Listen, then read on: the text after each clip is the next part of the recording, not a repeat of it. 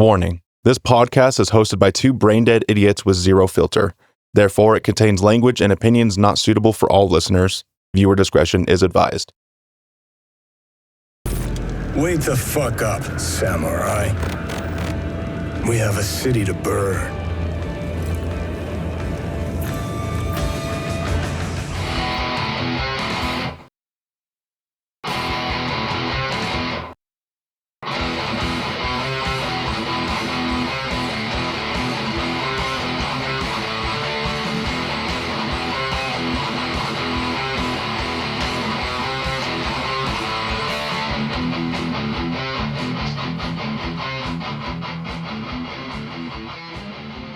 Hello, everybody. Welcome back to Virtual Tavern, a podcast where we talk about all things sci-fi and fantasy. My name is Adam Edgar, joined by Hunter Chambliss. Welcome back, everybody. It's been a bit since we've done Sci-Fi Sunday. It's been a while. It's since first well, audio. Well, admittedly, I did have my birthday, and we weren't going to do shit that week. No, and I mean, like, honestly, just kind of how like our work schedules and things hit. You know, Yeah, it's like we said, it's gonna happen. We're gonna get episodes out as we can, but we also have like actual jobs and stuff. So that goes into my next point that I wanted to make. I am done trying to make a schedule around this podcast, and instead we are going to refer to it as goals. Like you said, our lives are just too chaotic, and we haven't been able to consistently put out 4 episodes a month. So now, whatever our goal is, you know, I'm going to shoot for at least bare minimum 2 episodes a month. We might sometimes get more than that. Awesome. Great. Sometimes we might only do 1 episode a month. That is the bare fucking minimum that I'm going to like allow. You know, No, we sham well, you be sham wow every time. we know we at least need to put something out every month. Yeah, no, I do apologize, guys, that it has taken us as long as it has to be able to get, something new out on this side of things. Like, for Fancy Friday, we've been doing it somewhat consistently, having, the Beer Wench and Nate Dogg on the show. That was pretty cool. Like, Yeah. Even though we haven't had an episode in a while, having a 4-person podcast and like the first 4-person video podcast on this channel, that was pretty fucking cool. Yeah, that was pretty dope. So, something else I wanted to talk about, it kind of adds on to why our upload schedule has been so less, is because we do other shit. You know, Hunter does a lot of streaming on the side. Yep. And I've recently dabbled into it. And that's what I was going to say. Even though our upload schedule is going to be chaotic, variable, another way for you to find content from us is also on Twitch. So I'm going to link it in our channel. Linking it directly to your Twitch and also the Virtual Tavern. Okay. But that's another way that you guys can find us is Creator, his gamer tag. Creator 69. Yes. And just good old Virtual Tavern. Yeah. So I will be streaming mainly for the podcast, like Cyberpunk, and any other games that we cover, but occasionally I'll just be dabbling in the random game. Yep. And Creator also, he has his Twitch and everything. If we don't upload in a while, that's another way for you to follow our content. If we haven't uploaded in a couple weeks, drop in our Twitch and see what we're doing. Yeah, I mean, it could just very well be that, like, as far as actually getting together to record, we might not have time to. Like, it's we have a very chaotic schedule, especially because, like, it's been like holiday season and stuff like that. You have stuff to do with your family. I have to jerk off. Yeah, as Adam was saying, dude, it is so hard to call you Adam because we've been gaming with the guys so much. We've been calling each other by our gamer tags a fuck ton lately. I know, like, even as I was like driving to, go get beer, I was like, oh, I gotta apologize. Is it Adam? I gotta apologize to Adam. Yeah, like it's another way for you guys to be able to interact with us and be able to get that content if we're not able to upload as consistently as we might like. Exactly. It's to fill in the gaps now between our uploads, since our uploads are going to be so sparse. Obviously we are on opposite schedules and we only have like 2 or 3 days at max together when we can upload and record together. But obviously we have long days off, without each other. So if we don't have a podcast episode recorded, you can always watch one of us on Twitch. That's just all I wanted to plug that. I'm going to link both of our Twitches on the Virtual Tavern page. So that's another way for you to follow us. What else is going on with the podcast? Not really much. We haven't had any emails lately. We would love to hear from you. Please email us. Our email is contactvirtualtavern@gmail.com.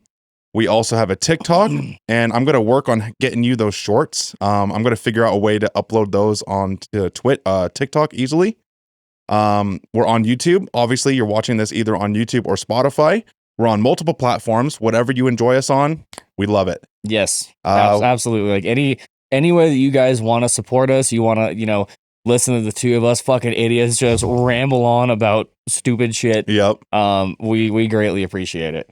What else has been going on? I had my birthday last week, and not really much else. Hunter, what's going on with you? Anything new? I've just been, like you said, I've been doing a lot of streaming lately. I haven't really, I haven't really touched it on our podcast, but with my Twitch, I got affiliated, so that feels pretty fucking cool. I can actually,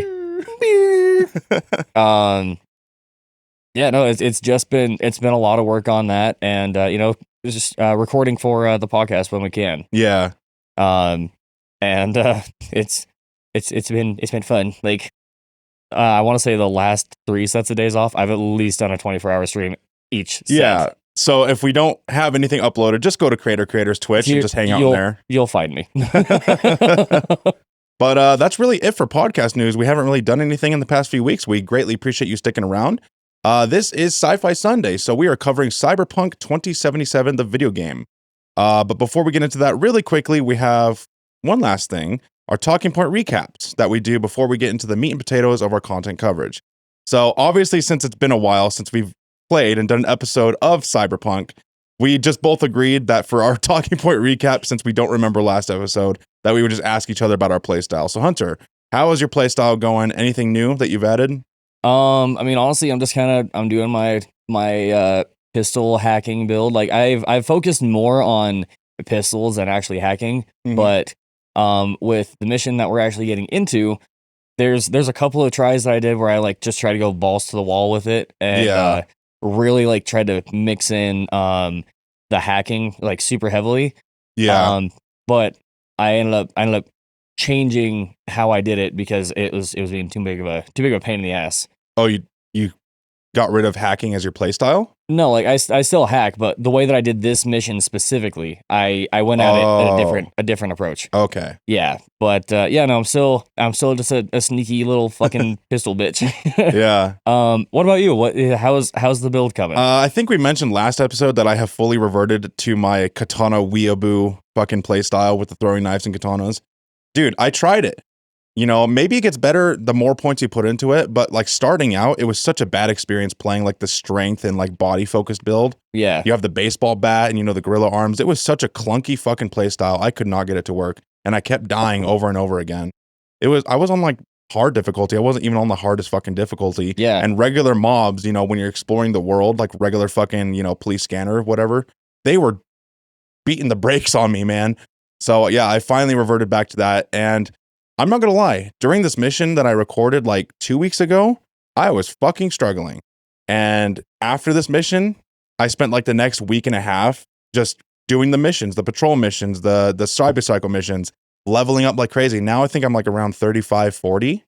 Okay. But when I did this story mission for Takamura, infiltrating the warehouse and everything, I was like level 19. Okay. I was fucking struggling, getting the brakes beat on me and everything. But yeah, I'm still doing the throwing knives and the katanas and the pistol as a secondary. Okay. But I've modded it to where my throwing knife is now the Doom axe. Oh, that's fucking awesome. And my katana has the effects of the black wall. So every time I kill someone, they do the black wall like, oh, fuck. Yeah. And my overture, my hand cannon is also the black wall. So everything's black wall themed. That's cool. So I, on my last playthrough, I actually had the cyber chip that makes it to where, or the cyber deck that makes it to where you actually get that black wall hack. I mean, it's really RAM costly, but it's so fucking cool. It's basically like an instant kill. Oh yeah. I mean, like it takes probably a good 10 seconds or so, 15 for it to hit, but as soon as it does, done. It's like Deathblight in Elden Ring. It's like, what's the saddest? You're fucking dead. Yeah, it's like I can just fucking hit somebody with it and I'm gonna watch you die. I'm not even gonna get closer. I'm just gonna watch you die from here. But I don't really have anything else to plug or say before we get into our meat and potatoes. What about you, Hunter? No, I think we're good to dive headfirst into the Takamura missions. The first one being I think Down by the River is what it was called. Which is not really much of a mission. It's just dialogue. The way we build these segments of episodes is, we try to follow one specific mission, but if one mission is just like talking for 5-10 minutes and then it's over, we'll add the next mission or the mission after that. Just make it one full meaty episode. Yeah, so I went through Down by the River and I called Adam and I'm like, this isn't all we're doing, is it? Like, like 5-10 minutes of dialogue between Oda and Takamura. Yeah, real. Let's talk an hour about that 10-minute conversation with. Wow. Well, what do you think he meant by that? Well, let's get deep. Let's delve deep. Let's go philosophical with it. So for this episode, we are obviously talking about the mission where Oda and Takamura and yourself, V, are talking on like that little dock area or that little pier overlooking the river. Yeah. Also, when you go to the actual like Chinatown area where you do reconnaissance, you hack the terminal so you have access to the cameras and shit where the parade's going to be. Yep. And to top it off, we're also going to talk about, I forget what it's called, but like the Arasaka warehouse where they're going to control the parade and the flow and everything. That's where we're going to end off this podcast episode. Yeah, because let's see, so there's technically two missions. There's the one where you just do all the talking, and then the other one starts with you going to talk to Wakako, and then I forgot about that part. From Wakako, you hack the thing where the parade's going to be, and then I don't know what happens if what. I'll wait till we get to that part. Okay, I'll wait till we get there. So let's start off by the first mission, right, where you and Odo and Takamura are all meeting at like this little pier. What do you Odo? Oda. Oh. Is it Oda? You said Odo. Oh, I didn't mean Odo from Star Trek Deep Space Nine. Sorry. Fucking Oda. And you're all meeting at this like little like highway intersection, like a little fucking corner where you can see the river right there. And if I remember right, Oda is like the ex-student of Takamura, like right-hand man. I think so, yeah. Like they were close when he was in like actually a part of Arasaka. Yeah. And I think like his protege or something like that. His protege, his student, something like that. So they're obviously very close. And Oda is obviously still very loyal to Arasaka and hasn't been burned by them. And he only comes to this location to meet Takamura as like the last little shriver of respect he has for Takamura. You gotta think, Oda has been getting fed propaganda that Takamura is a traitor, that he's betrayed Arasaka, that he has something to do with the murder of Yorinobu. Yeah. Wait. Did I get them mixed up? No, I always get them fucking... It's Saburo. Saburo is the one that got... I always get them mixed up. I know. Yorinobu's the kid. Okay. He believes that he has something to do with the murder of Saburo. Yeah. So he only meets him out of respect for the history that they have, right?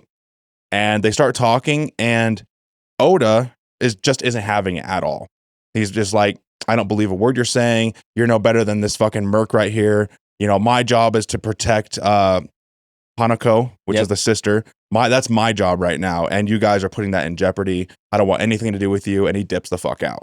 Yeah, like he doesn't even really listen. Like, excuse me. V tells him like, I was there. I wasn't even there. Sorry, little whitest kids reference. As Alexander Hamilton would say, I was in the room when it happened. And fucking Oda just immediately is like, no, you're a fucking worthless merc. Fuck you, I'm out, fuck you. You're cool.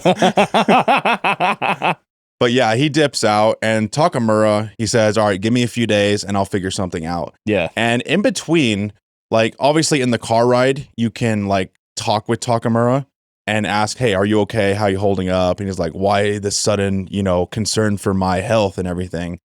But I love it when you're in between these missions and you're talking to Goro on the phone. And if you're texting him back and forth, he takes photos like a fucking boomer. Like Facebook photos where they're just like, all the way back, and then it's like showing their double chin and everything. Yeah. He takes photos like that. And you have the option to like berate him, be like, is this your first time using a tech deck, you fucking boomer? Yep. He's like, sorry, these don't have traditional interface.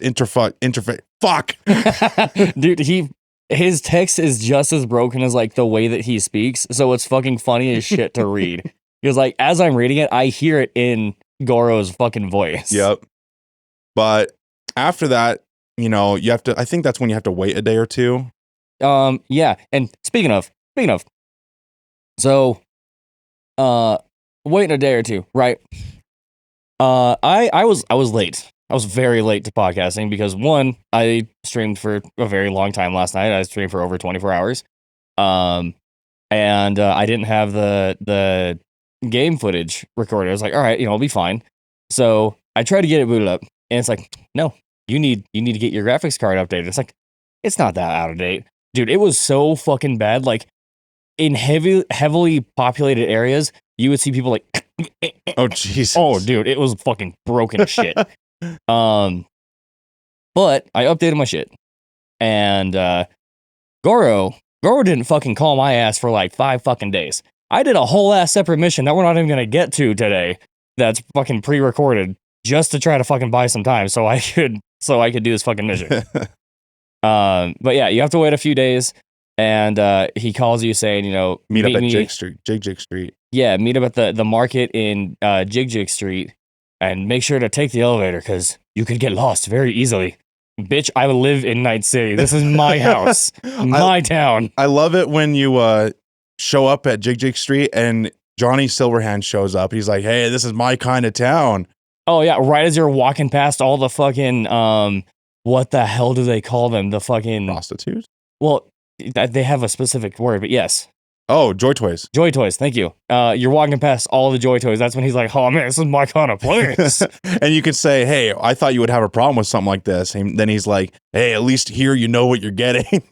No shit. That's the only time you really talk to Johnny this whole mission. But you go down to Jig Street and you go into, well, actually before that, there's Goro waiting outside the door. And then there's this random beggar, outside the door. He's just chilling and he's saying Takamura looks like some celebrity that he's seen before. And obviously this dude's probably drunk or high. He's like, dude, I totally know you. Yeah, I fucking know you. You know those people, you're at a bar or something, they're like, hey, have we met? No, I'm sure we've met before. And he's... Dude, like, I get that they're trying to be friendly, but I fucking hate those people. Yeah. I hate those people so much. But Goro gets mistaken for some celebrity. They go inside and they talk to not Hanako. God damn it. Help me out here. Wakako. They talk to Wakako. They talk to Bikako. But there's something interesting is everybody has a cyber deck in their head that kind of auto translates for them. Mm-hmm. So everyone can communicate with each other, even if you're not speaking your native language. Goro goes out of his way to speak Japanese. And Wakako gets fucking moist from that. She's like, oh, a true gentleman. Oh, yeah. God damn. So you're talking to her, and there's an option to bring up the fact that you haven't been paid yet from the Sandra Dorset mission, which I don't know if you did it. I did it because I'm a fucking spiteful bitch, and I want my money. Oh, I did it too. You get a couple grand, and I think you get directed towards some kind of Tiger Claws upgrade for your hand. Yeah, you get the Emperor that makes where you can use smart guns. Yeah. Smart weapons. Well, I think it makes your weapons non-lethal, which is fucking useless. I don't think so. Oh, I thought it's like the Tiger Claws tattoo. Well, I mean, hand. It makes it... Yeah, like it's a tattoo technically, but it just makes it where you can use smart weapons. Oh. On the subtext on mine, it says makes weapons non-lethal. Huh. I'll have to look into that. I've never actually used it because I don't use smart weapons. I aim my own shit. Yeah. Smart weapons are ass in this game. They're so terrible. For real. Like the only smart weapon that I would want, I can't remember his fucking name. Skippy. Yep. Yes. My brother talks about Skippy all the fucking time, Skippy's and I have never found him. Like he's pretty great. The 5 playthroughs I have done, I have not found Skippy. It's a pretty good fucking gun. It talks to you and it's like multi-kill. But yeah, you talk to Wakako and she's willing to give you the information, right? She says, all right, and you guys are looking pretty low on coin and everything. I'll give it to you guys for free. I didn't select the mission or the dialer option that says free. Like, why are you giving it to us? Yeah, so, I didn't do that either. I skipped past it. Yeah, I don't know what it means later on for the story.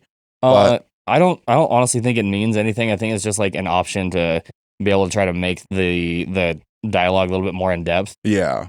But you talk to Wakako and she's like, this is fucking Arasaka again. Are you kidding me? Yeah. The last mission that I helped you guys out with. Wait, did she help us out with the Arasaka Tower mission? No, I don't think so. No, that was all through Dexter Deshawn. But she knows about it. She does know about it. I mean, like, everyone knew about it. It's like the glorified fuck up, Yeah, exactly. Like, that's how V is famous right now. He's not famous for being this badass fucking mark that he is. No, he's famous because he fucked up. Yep. So Goro and Wakako and yourself are all talking about the parade, right? And you're right. It's the cold. It fucks my broken hand up. Oh, you're right. When you punch the fucking truck? Yeah. The one that never healed. That's, why I don't have a fucking pinky knuckle anymore. Oh, Jesus. But yeah, so you're talking about the job and everything and how the parade is going to stop in this one specific spot. And if you hack everything just right, and if you get in just right, the parade float is going to stop in one spot for a short amount of time and you can board it. And Hanako is expected to be on this parade float. And so you take the shard and everything, and this is when you leave, and I believe this is when you go actually to where the parade is located, and you do some reconnaissance there. Yes. So you go to where the parade is gonna go through, and it's somewhere in Chinatown. Yeah, it's like the main street in Chinatown. You go up to a bridge, and Goro, he's sitting there talking to fucking like cops or something. Yeah. For whatever fucking reason, and they're just like, oh, Arasaka takes care of their own, blah blah blah blah blah blah. Yeah. Basically just saying like they're not going to be doing shit. So he starts giving you the lowdown and everything. Like they're going to have snipers. They're going to have snipers here, here, and here. Yeah. So that's what concerns Goro. Is Goro's going to be the one, hodling around in the background doing shit while you're kind of disabling snipers and camera feeds and everything to give him clear access. Yeah, we're doing like fucking espionage type shit while he fucking just goes to gangbang Hanako. Jesus. But yeah, so he says, all right, we need to actually, there's a little option right here where you can say, all right, we need to break in and hack the security cameras here. I chose the option where, hey, hacking's not my forte. He's like, don't worry, I have an infected shard. The person that I bought it from guaranteed that it would work. I don't know if it's different for you because you're way into tech and everything. Yeah, no, he still said like, he does the whole, I have an infected shard. I don't remember exactly how the dialogue went. Yeah. But V's like, actually, that's pretty feasible. That's smart. So then V starts asking him where he got the shard from, this and that. So yeah. It is kind of cool because like you get 2 or 3 intelligence checks to be able to like do the fucking dialogue option for it. It's pretty fucking cool. Oh, I didn't know that. Yeah. Because it like you just kind of start nerding out about the chip itself. Yeah. I guess it would be like, you and I talking about like fucking Cyberpunk or anything. Like he just starts going, oh my god, where'd you get it from? Yeah. Oh, is it this brand? He starts fangirling over your fucking. Jeez. Starts fangirling over the tech you have. Yeah. So, well, technically, V is the one that would be fangirling. Oh. Yeah. But so you have 2 options to go like kind of test the shard out just to make sure it works. Yeah. You can either, if you're strong enough, you can break in the door or like rip the door fucking open. I think that's what I did because I have the gorilla arm. See, I don't have a lot of cyberware on me that's not like specifically for like keeping me alive or my fucking headpiece. Yeah. So I went with the option of going up the side and through the fire exit. Yeah, I think I ripped the fucking doors open with my gorilla arms like, hey, guess who, motherfucker? It's Adam. Yeah. But yeah, so your main mission right now is to go backstage where they're going to be handling like technicalities of the float, security monitors, camera feeds, and all that shit. So you're going to hack it, place like a demon in the fucking, the system, and you'll use it for later. I don't remember if there's any combat in this section. I don't think so. So yeah, you just leave, hop out, talk to Goro, and you go back to like one of the little fucking food kiosks. Oh, dude, and this part's so goddamn funny. I love it too. You get down there, and Goro starts fucking talking to him. He's like, do you have anything that's not low carb? or not like anything that's like real food. Yeah. And you get these like little balls on sticks. And Johnny pops up on the other side of the bar. And he's like, oh man, you know, as soon as we're done helping Arasaka boy over here, like he's gonna betray us. We should just kill him. We should kill him as soon as we're done. Yeah. Johnny is just like, kill him. It can't end him. Cut it. It's like the Evil Dead, you know, the fucking possessed girl. Cut it underneath the fucking floorboards of the basement. Yeah. But like the devil on your shoulders, like, kill him. Just do it. And the option that I chose for that was, you know, Takamura's not that bad. And he goes into more detail with it. He's like, you know, I understand that for you, he's nothing more than corpse scum. He's Arasaka scum. But like, Takamura's really not that bad of a guy. Yeah. He's just he's a loyal lapdog, but you know, he's good at heart. Yeah. So, fucking Goro takes one fucking bite of the food. And he's like, oh, what is this? Fuck that, dude. Yeah. That's trash. Trash. But yeah, he spits it out, and then that's when an advertisement or like a TV newsreel of Yorinobu comes up on the screen. I think it's a little after this. Oh, is it? Yeah, after he tosses it, that's when he's like, okay, so here's the plan. You're gonna do this, and this. Like, yeah, he lays it out, and there's a quick time dialogue option, which Johnny pops up because he's talking about going to do the infiltration mission. Yeah. Johnny pops up on the other side like, hey, you can't let this fucking corporate lapdog get off his leash. You have to go with him. Yeah. So one of them is saying like, you know, hey, I'll go with you. Like, there's a little bit of dialogue ahead of it, but I can't remember what it is before that. And there's another option that I think is just like, all right, cool, you know, you got this. Yeah. Or you can just let it fucking run out. My first time doing that, I accidentally let it run out because I was like, I had a fucking text go off like, oh, fuck me, okay. And I didn't realize that it was timed. I looked up like right as the bar's about to finish, like, no. Well, it's like, oh, fuck. So yeah, I have no idea what happens if you just let it run out or you say, I'm not going with you. Wait, I've never done that. Does that mean this whole mission you could just let Goro do? I think so. What? I don't know. I've never fucked with it. I didn't think about that. Or maybe like he insists that you come with him or something like that. It might be. It might be a forced thing. Yeah. I've never done that. I'm like, can you just seriously skip this whole fucking quest if you don't want to do it?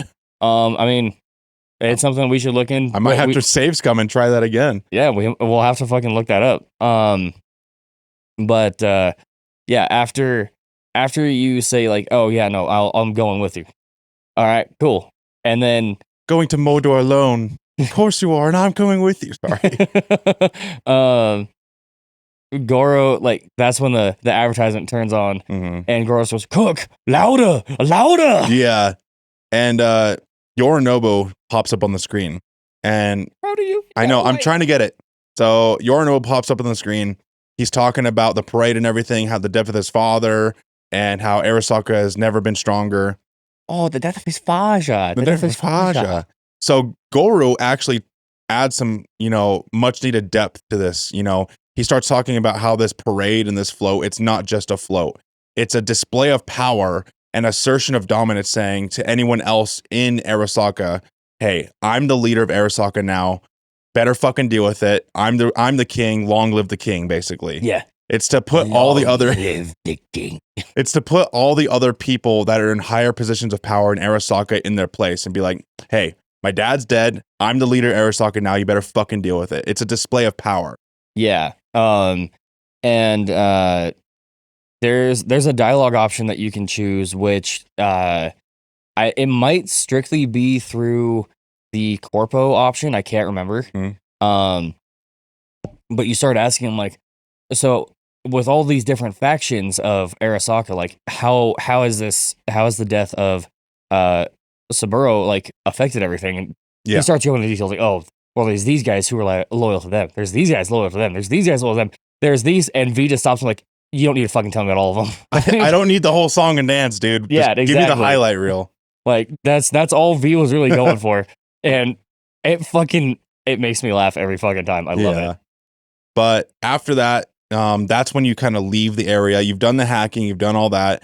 And that's when I don't think you wait a few days after this. You just go straight to the fucking facility. Yeah, like it does the whole, typical cyberpunk, like. Oh, the glitchy effect to show a passage of time. Yes, and then you go to like a warehouse. Yeah, like a construction building next to the fucking complex that you're going to be breaking into. It's where they're going to handle all the logistics of the parade. So, supplies, fucking technical personnel, all that is being, it's like a laydown yard for everything parade related to this event. Basically, yeah. So your job is to get into this facility. And I actually really fucking love the layout of this level. There's so many ways that you can tackle this, and it really shows Cyberpunk's game design. Yeah. CD Projekt Red fucking cooked with their level design in these specific little slices of heaven. There's many different ways that you can tackle it. There's the main entrance, there's a side entrance, there's like a little fucking catwalk walkway that goes right across it like a fucking sky beam, Yeah, I have no idea how to fucking access that. I've never done that way. I have the double jump. So Oh, that's fucking why. I don't have double jump. I've never used it. So yeah, well, it's so good. But it's so good, Danny. Yeah, so there's multiple ways that you can tackle this. You can do the net running approach. You can do the stealth approach. You can just fucking brute force your way in and raw dog it, and then you have to deal with everything at once. Yeah, and I did that my first playthrough. I think I did my second playthrough. I wasn't doing it this time. I There's a lot of shit in there. I tried it, and I was getting raw dogged because like before, leading up to this point, like I wouldn't complete the main missions until I had done all the side quests that were available. So I was jacked. I was fucking V on steroids. Just like I was Bane. That's what I was. I was Bane. And they didn't fucking do any damage. Right now, they're slapping me a little bit. It hurts. You think cyberware is your ally? I was born in it. Molded by it. I didn't get my Sendevistan until I was already a man. Until then, it was nothing but blindness. So I tried it a couple times, and I'm gonna give you a little fucking like blooper reel. It's not gonna be necessarily just me like going in and raw dogging it. It's gonna be me trying to sneak into this shit using the car. What? You can steal a car and go in. It's an Arasaka car. What? Yeah. I didn't know about that shit. So there's another way that you can... So like you have the main entrance and there's the one that's slightly off to the right. Yeah. You take the car through that. What car? Okay, so you get down from where you do all your scanning, all your fucking... the little overhang, Yeah, you get down to the ground. It's parked off to the right side. It's a fucking van that's just hanging out there. So because it's Arasaka, the credentials get scanned and everything. It's like, all right, you're good to go. Yeah, dude, they don't even stop you. No fucking way. They don't even stop you. You just drive right in.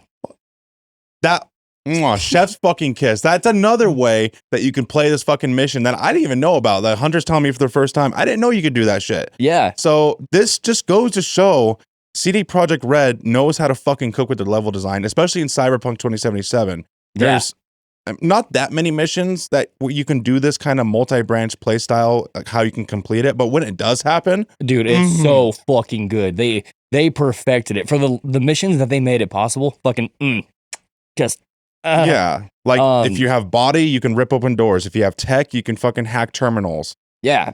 It's fucking sick. But so I took the car in, but trying to steal the fucking car, there's a cop that will randomly spawn. I didn't know which entrance to go in with the car first, so I tried going in the main entrance and immediately fucking whoop, whoop, whoop. God fucking damn it. Shit. So I went back, I stole the car again, and then I got into the complex. I'm like, all right, this is cool. And so I'm just driving. I'm driving around. Smile and wave, boys. Smile and wave. He's like, all right, cool.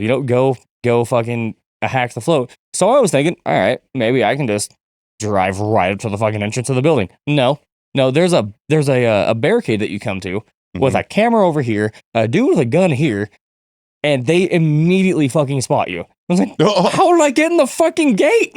Oh. So I did it again and again and again, and it'll be a little like compilation of me losing my shit. Well, I'm gonna show it right now. Editor Adam, do it right now. Hey, because of me. Fuck out, bitch.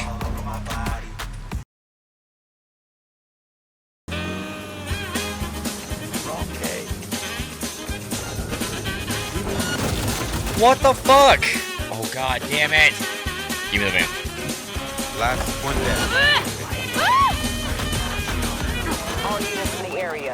Dude, suck my dick! Fuck!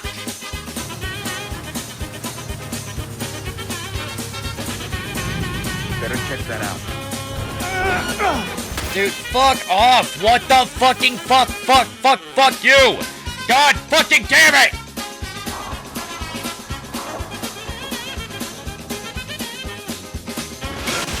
Enemy contact! On sight! Suck my fucking cock, you worthless fucking. Boom! But yeah, so I chose to do the stealthy approach this time. I didn't kill them all without being discovered. I think I got like 75% of them killed, and then the last few discovered me because I was still very underleveled for this. So I had to do the stealthy approach and kind of like bob and weave because I died so many fucking times, like trying to do it conventionally. I had to like kill as many as I could stealthily. Yeah. And eventually, like you have, as you said, the RoboCop mech that you have to fight. Well, I mean, you don't though. You don't? If you can make it past the RoboCop, you can do it without. Well, I fighting guess it. you could. Yeah. Like it's possible. Your main mission is to hack the terminal. It's not to kill everything in the fucking warehouse. Yeah. So like, here was my problem with Robo Bitch. I got I got on top of the shipping containers, right? And I'm fucking looking around, and he's already been fucking kind of like pacing that barricade that I mentioned where the dude spotted me in the car. I'm like, all right, I'll hop up here, and I can see that there's a building here that I can get inside. Yeah. Well, that door is fucking locked. You can't open it at all. Yeah. And then that little fucker, after he like kind of started getting the little fucking awareness bar coming up, he just sat there. I was like, are you fucking kidding me? He's just sitting there Like, menacingly. I was getting pissed. I started yelling out like, fucking fuck off. Started like shooting by its feet. I shot behind it. It just sat there. And then Just like, pretty much. So I start creeping around the edge of the building. And again, it's just sitting there like, I could have moved this whole time. You couldn't fucking see me. it goes glitching out, huh? Oh yeah, it was just glitched the fuck out. So I actually managed to go through, and it took me a little bit because I was just fucking crouched, breaking necks, fucking shooting cameras and shit. Yeah. I went through the entire mission without being discovered. They never knew I was there. Damn. So yeah, that goes. So your play style is pistol. Do you have a silencer on your pistol? I do. Okay, so that's perfect. Like obviously because you don't use throwing knives, silenced pistol is your next stealth option. Yeah, and when I'm crouched, doing suppressed shots against unsuspecting enemies, it does an additional 25% damage. Yeah, because of the silencer, right? Yeah. So that's like why I like to rock that, is because like if I'm crouched down, I'm gonna deal additional damage until they see me. But with my playstyle, as well as the silenced pistol option, I was also able to I could shut down cameras, I could make distractions and things. Yep. So that's how I was able to get around it, because there was one time where I had like two or three enemies that were all like in the same area. I was like, fuck you, you go here. You go here. I'm breaking your fucking neck right now. Yeah.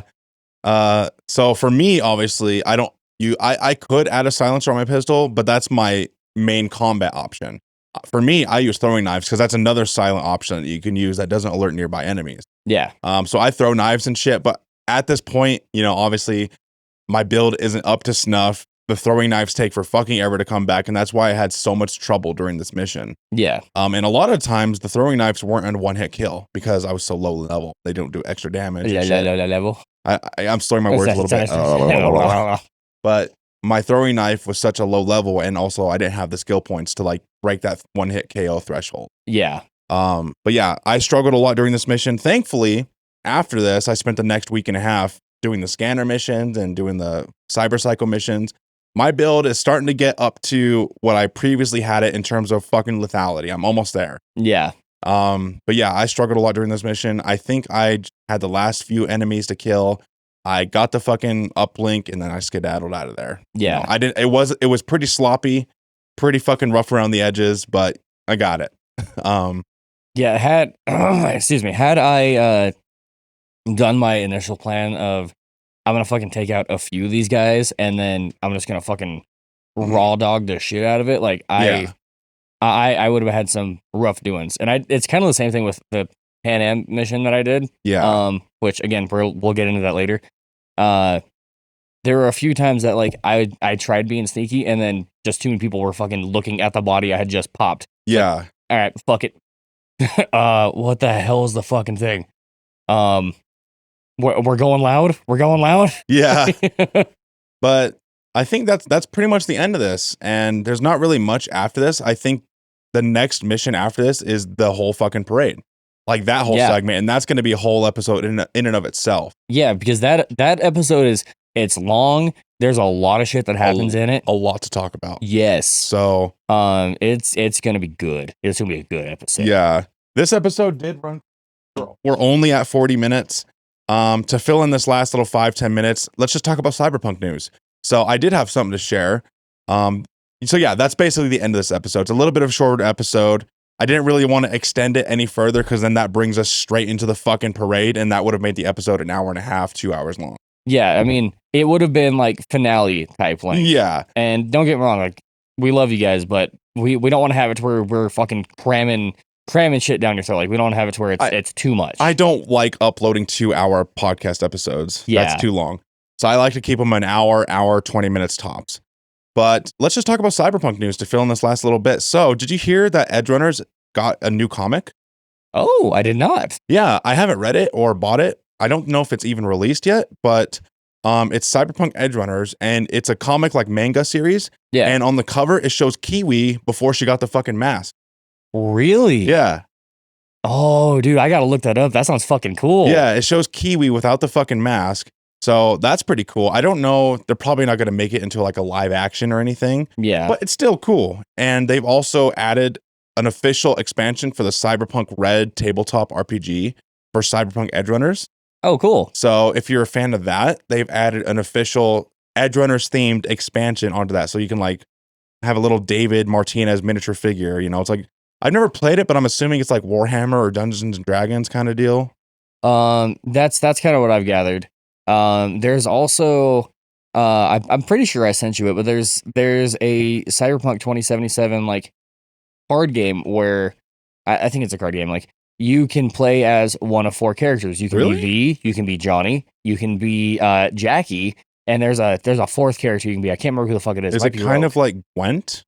Or I can't. I don't know. I'm not sure where the fuck Gwent is. I'll have to It's look it up. the Witcher card game. Oh, okay. Not 100% positive. It might be a board game. Oh. It's been a while since I've seen it, so I can't quite remember. But I saw that they do have that in development, and I've also heard rumors that we're getting like essentially like a sequel to Edgerunners. Yes, that's official. I think I told you about that. Yes, it's not. My nipples are hard. We have very little information about this. The only thing they've released is a very, very small teaser trailer on YouTube.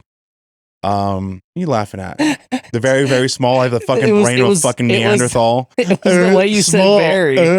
No, it was the way you said very. Like you went like fucking you went Elmer Fudd for the second verse. Like very, very quiet. Be very, very quiet. I'm hunting.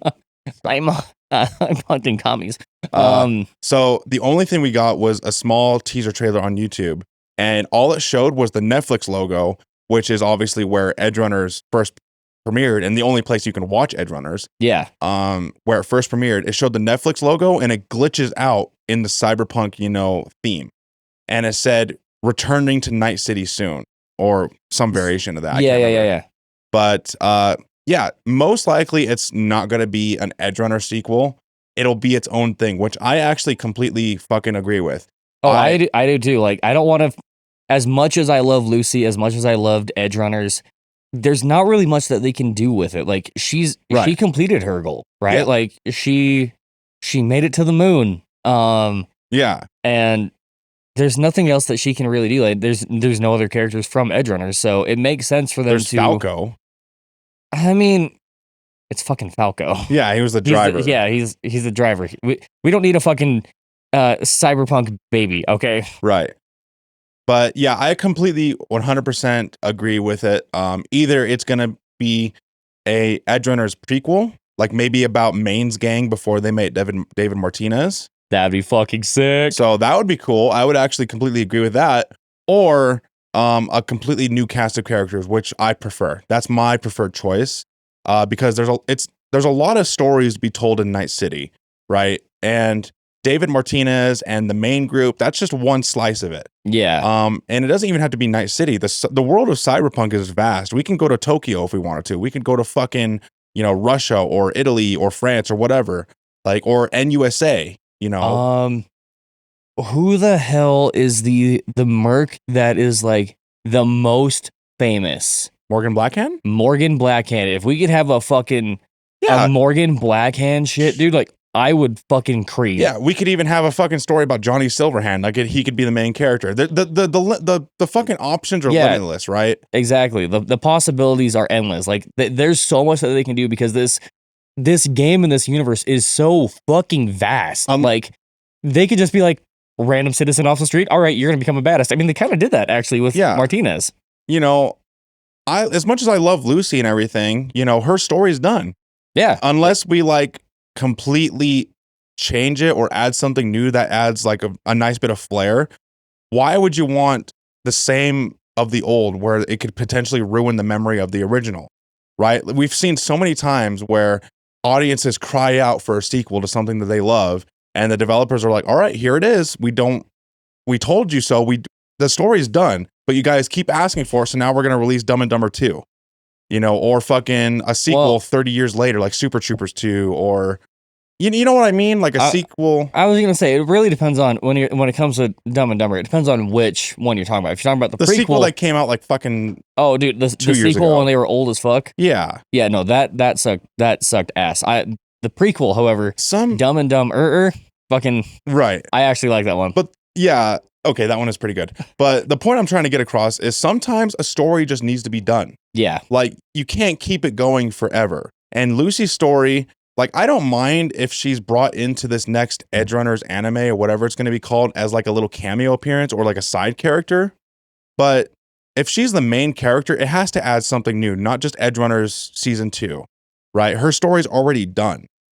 What I do think would be cool is let's say they do it after, like, they have it to where it's placed after the events of Edge Runners, and whoever the main character is, if they could go through I can't remember what the fuck they call it, where you can like see all the names on the walls of characters in the past.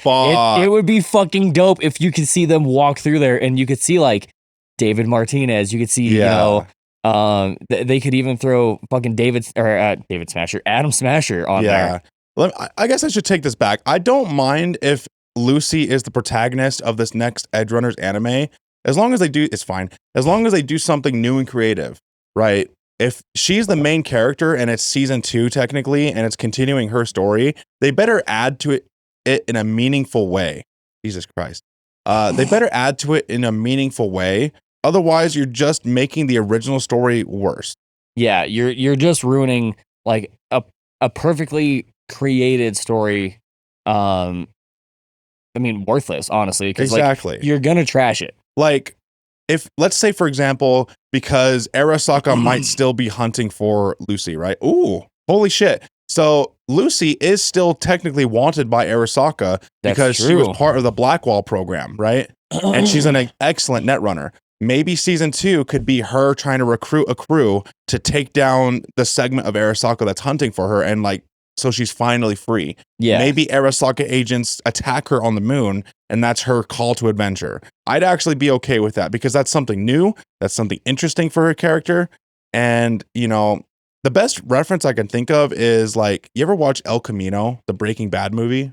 No, I didn't even know it was a thing. So I won't spoil it for you, but if you watch Breaking Bad, great fucking show. It had an amazing ending. I think it's one of the best endings in television. A lot of TV shows fumble the fucking ending. I think Breaking Bad did a great job. Yeah. But Jesse Pinkman, you've seen the show, right? So I can talk about the show ending. Yeah. So Jesse Pinkman has a very, like, not good ending because he was tortured and, fucking abused by those Nazis for like months. But he escapes, right? And you think that that's the end of his journey. And it very well could be. Like, El Camino could never have been made, and you could call Jesse Pinkman's story done right then and there. But El Camino, the movie, adds to his character, and it doesn't bring the original story down. It adds greater context to Jesse Pinkman, and Jesse Pinkman finally gets the ending that he deserved, right? Yeah. And so that's an example of something that adds to the original. It doesn't take away from it. It doesn't degrade the original in any way, and it adds a fresh perspective, and it just adds onto the original rather than taking away from it. That's what I'm trying to say. Yeah, no, I completely agree with you. And I don't know if you've seen it or not. We're getting a Happy Gilmore too, and part of me is excited because another example. Happy Gilmore is fucking goated, and no one can deny that.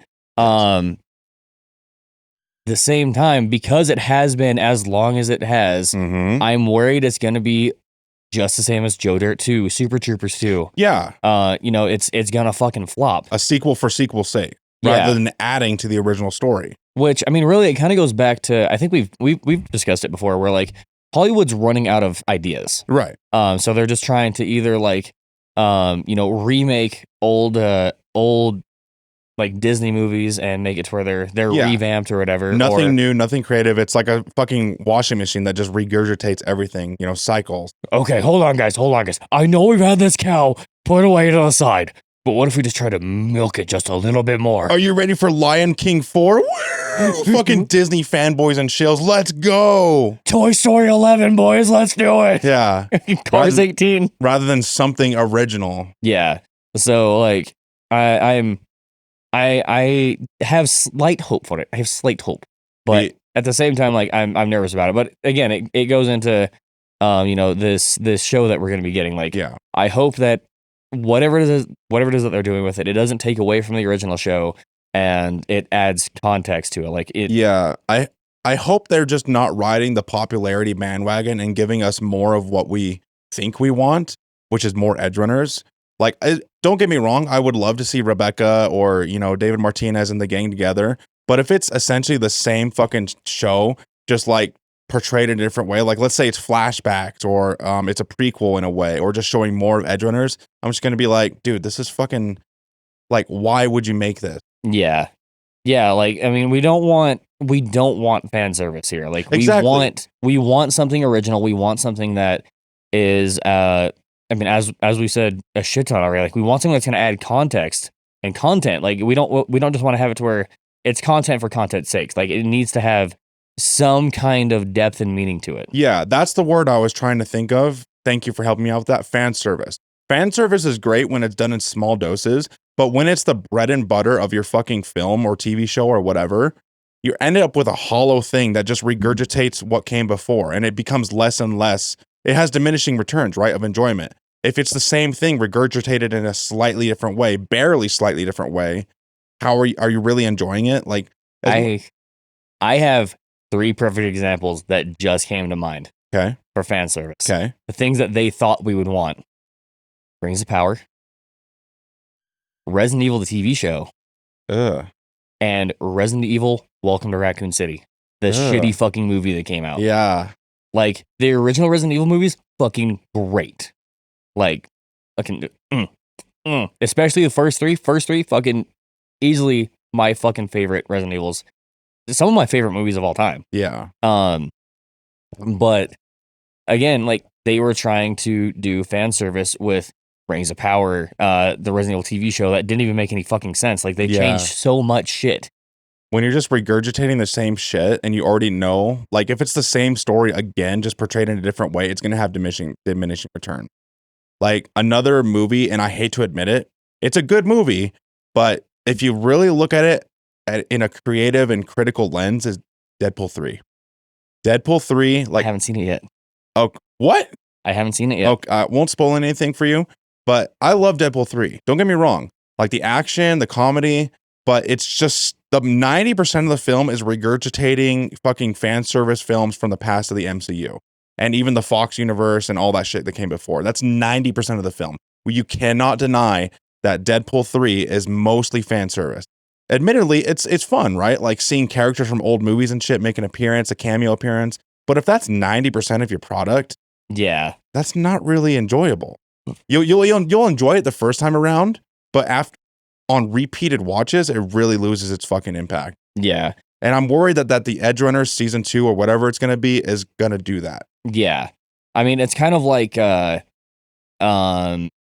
which one fucking was it? I think Doctor Strange 2, where they had like all the different universes come in. Like, so we got to see, Mr. Fantastic. It wasn't the original actor. Yeah, it was John Krasinski. Yeah, but still, like, they tried just using, all of these main characters that we've seen in other films just to like kind of get that fan shock value. Yeah. Oh my God, look at him. That movie. He's so stretchy. Oh my God. That movie did it to a lesser degree and it wasn't as, aggressive. It wasn't as bad. It was teetering on it, right? Yeah. It was almost like too much. Yeah, it was danced online. It was dancing online. Yeah. Nowadays, Marvel movies are almost all that is fan service or fucking cheap, nostalgia thrill. That's all they're trying to shoot for nowadays. I mean, we don't talk about it very often. The Last Jedi. The Last Jedi pulled that shit hard. Fucking so hard. They tried to use the fact that Mark Hamill was going to be back as Luke Skywalker. Yep. Just to get us fucking like hardcore Star Wars fans back. Like, man, I'm not gonna lie, it got both of us. We were both like fucking super, super stoked. Like, dude, I can't believe it. It was so good. And it took months for us to finally realize, like, that movie had no point. Like, it was ass. There's a whole section of it, like a 30-40 minute section that could be cut out. And the movie would be the exact fucking same. Yeah. Like, it doesn't, I'm going to get on a side rant. My point being is that Hollywood has just recently, like, within the last couple of years, I would say, let's say the last decade. Right. They have mainly just been going for fan service wherever they can, because again, they can't think of anything original. Fan service, nostalgia baiting. Yeah. They just want to try to get money wherever they can, and they're going to stick with what they know works. Yeah. But like Jurassic Park 22 or whatever the fuck. Oh, I'm not gonna lie. I liked the first Jurassic Park, like the newer one that came out. Oh. That one wasn't bad. I haven't seen the others, so I can't really weigh in on them. Okay. But the first one wasn't bad. Chris Pratt does a really good fucking job, but I also just like him as an actor, especially with his character from Parks and Rec. Andy is fucking great. I love Andy. But yeah, no, like Hollywood just doesn't have any like real original ideas. So I'm hoping that this new show that we get, it's not just going to be, as you said, fan service, regurgitated bullshit. Let's fingers crossed, everybody. Let's just hope. And I have a lot of faith in, I believe it's Studio Trigger that does the animation for Edge Runners. I think so. That sounds familiar to me. I have faith in them, and let's just hope for the best, everybody. Let's hope they're not going to ride the nostalgia and, the fucking hype train of Edge Runner Season 1 and try to copy and paste it, and it won't work. Yeah. But going more towards, like, Cyberpunk news, they did release, Cyberpunk, like, 2.2 or whatever. Oh, yeah. I guess we should talk about the update real quick. So, in the most recent update, which broke my fucking game, fucking again. Stupid and mod it. No, modding's awesome. Fuck you. Fuck you. It's so great. So yeah, I play with Cyberpunk on mods, and admittedly, my mod list is only like 30 or 40 mods. But every time, to be like fucking 60. It used to be a lot. It was ridiculous. But I play with mods, and every time there's an update, and if those of you that play with Cyberpunk mods on PC know my fucking struggle, as soon as they release an update, no matter how small, it breaks your fucking mod list, and you have to go by your mod list one by one and see which one isn't compatible with the new update, disable it, and then hope the mod author releases a fucking patch. So that's what happened to me. And I had to do that for like a good day and a half. But anyway, the update adds the ability for Johnny Silverhand to make random comments while you're in the car with him. Yeah, like, I like the fact that he'll just suddenly appear next to you and be fucking talking to you, like, as you're just driving around. That's fucking sick. It added more car customization, I believe. So you can now change the color of your car, like almost any car, regardless of the model. What else? What else did they added more facial customization options for your cyberware? Yeah, like, I think we were talking about it, like yesterday, day before last. There's some stuff that's very like maelstromy, but it's not like, they're mods where their whole fucking face just got straight up ice cream scoop. Yeah. But they look rough around the edges. They look like, I don't know, a cheap ass fucking Ripper Doc decided to just throw it on your face. Yeah. And what else did that update add? Do you remember? I think that was the main one. I think those are the main points of it. It added a few other things that I can't remember off the top of my head right now, but it was a decent little update, you know. Cyberpunk, CD Projekt Red, they keep saying they're done with the game and they keep adding quality of life updates, and it's just like, as much as I hate it fucking up my mod list, it's still great that they're still adding tiny little nuggets of content and changes that are good for the game.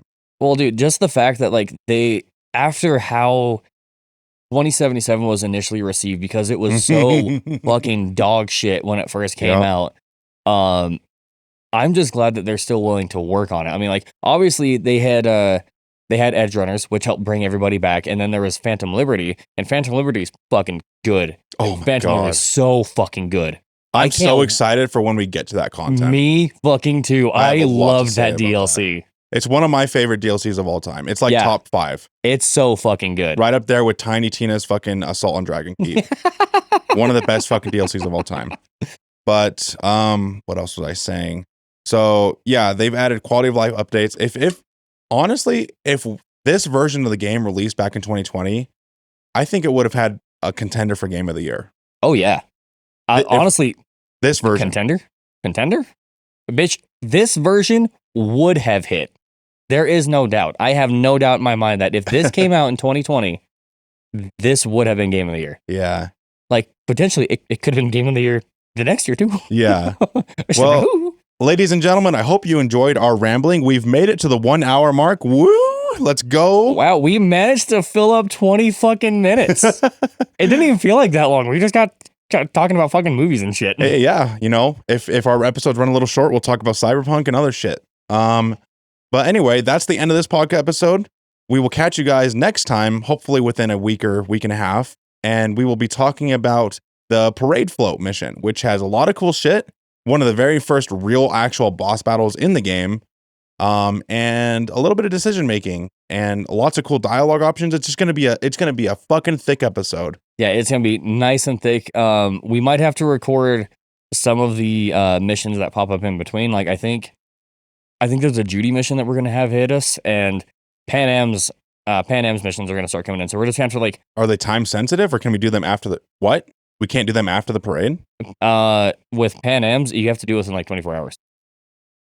Okay, so we might take a break. We'll do more research. We might take a break and go off on a tangent and do some Pan Am shit. Well, I mean, Pan Am stuff, honestly, we can record and just like kind of throw it to the side. We can do it. We can get to that stuff whenever. That's kind of what I'm doing. Okay. So I say let's do the parade. If the Pan Am missions come up, go ahead and hit them. And I'll look into Judy's because I don't know when her time sensitive stuff starts. Okay. If they're not time sensitive, then we'll just go straight to the Aerosoccer. If they are time sensitive, we might do that next episode. I don't know. We'll figure it out. Yeah, we'll play it by ear. Don't you guys worry. We got you. Anyways, this has been Virtual Tavern, a podcast where we talk about all things sci-fi and fantasy. My name is Adam Smasher. And I... Adam Smasher. Fuck you. I'm Hunter Dongler. I'm gonna fucking shit. Dude. You're gonna shit? Yeah, I'm gonna shit. On God. Wingardium Leviosa. And we will catch you guys on the flip side. Good ciao. Bye. Fucking hate you. I don't know. A happier ending for everyone involved. Here, for folks like us, wrong city, wrong people. A thing of beauty, I know, will never fade away. Why should it suit me? I know. Said what you had to say, but a thing of beauty. Goodbye, and never stop fighting. Will never